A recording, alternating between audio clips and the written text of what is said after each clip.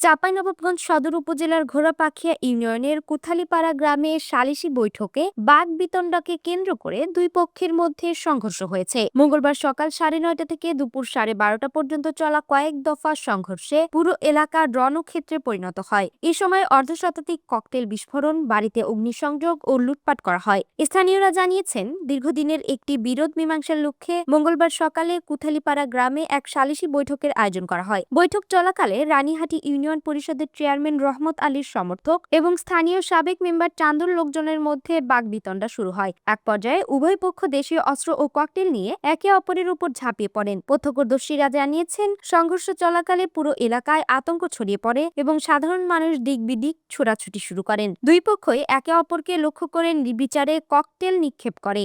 সংঘর্ষের এক পর্যায়ে বেশ কিছু বাড়িতে আগুন ধরিয়ে দেওয়া হয় এবং কয়েকটি বসতবাড়িতে লুটপাট করা হয়। এ ঘটনায় মোজাফফর নামের এক ব্যক্তি গুরুতর আহত হয়েছেন। খবর পেয়ে দুপুর 1টার দিকে ঘটনাস্থলে যায় চাঁপাইনবাবগঞ্জ সদর থানা পুলিশ। প্রায় 3.5 ঘন্টার তাণ্ডব শেষে পুলিশ পরিস্থিতি নিয়ন্ত্রণে আনতে সক্ষম হয়। বর্তমানে অপ্রীতিকর ঘটনা এড়াতে এলাকায় অতিরিক্ত পুলিশ মোতায়েন করা হয়েছে। চাঁপাইনবাবগঞ্জের পুলিশ সুপার গৌতম কুমার বিশ্বাস বলেছেন, খবর পাওয়ার পরপরই পুলিশ পাঠিয়ে পরিস্থিতি শান্ত করা হয়েছে। বর্তমানে পরিবেশ নিয়ন্ত্রণে আছে।